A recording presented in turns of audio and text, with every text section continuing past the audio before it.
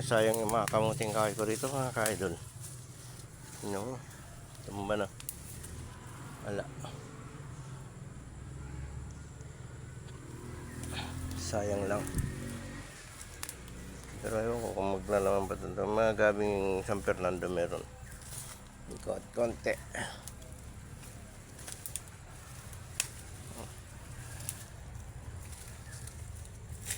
Kahit pa paano may mga luya pa rin ako rito. Nasa ilalim ayan o. Luya. Tingin tayo dito na ano. Ayun mga ka-idol dito. Suot. Siya tayo dito mga ka-idol.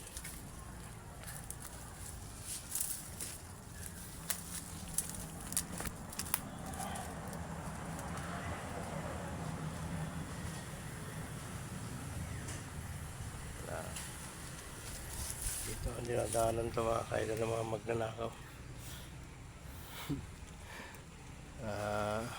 Ayos lang naman. Basta bahala na sila. At least nakakatulong ako sa kanila. Kaya ay nagugutom, kumuha sila dyan ng ano. Ang masakit lang mga ka-idol, binibenta nila.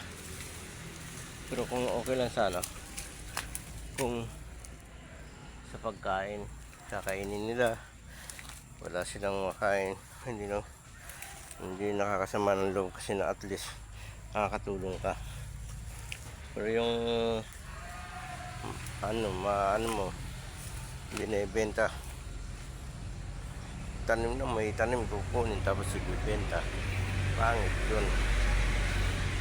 Para sana kung ano nila, yung sila mismo kakain, lala ano nila, gugulayan nila, okay lang yun. Diba mga ka-idol? Hanggang ito mga gabi ko. Yan mga gabi yan. San Fernando yan, kinanim ko. Maglaba kayo kung maglalaman pa yan. Pero palagay ko maglalaman yan dahil ano yan, subok ko na yan dito. Ayan malunggay. May malunggay ngayon. Wala pang bunga. Ang paborito ko kasi dito mga ka-idol yung bunga ng malunggay. Kasi yan, ano rin yan, gamot din sa diabetic, sa high blood, yung mga malunggay na yan. Pag blender mo yung mga ka-idol, iinumin mo, masama nga lang, medyo masama nga lang ang lasa niya, pero literal na gamot yan mga ka-idol sa diabetic, sa anong sakit mo sa loob ng katawan mo, nililinis niya mga ka-idol yung ano ng malunggay na yan. Kaya mainam naman lagi ka may tanim ng malunggay sa paligiran mo. Masustansya na gulay, masustansya yan, pero malaking may nakakagamot yan ng mga sakit.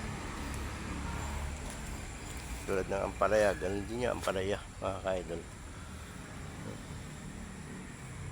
Diba?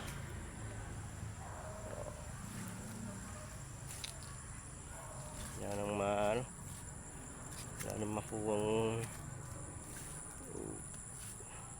talbos. Ngayon, konti na lang. Yan, ewan ko kung may ito. Ang laki ng San Fernando ko.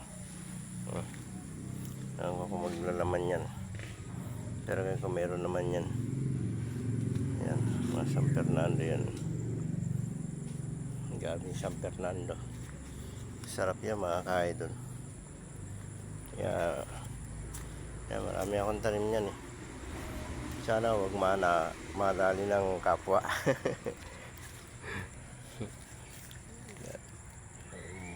Bukas makalawa pupunta ako rito. Balikan ko itong mga luya, baka pwede na. Indak mga ka-idol. Bye bye. Thank you for watching.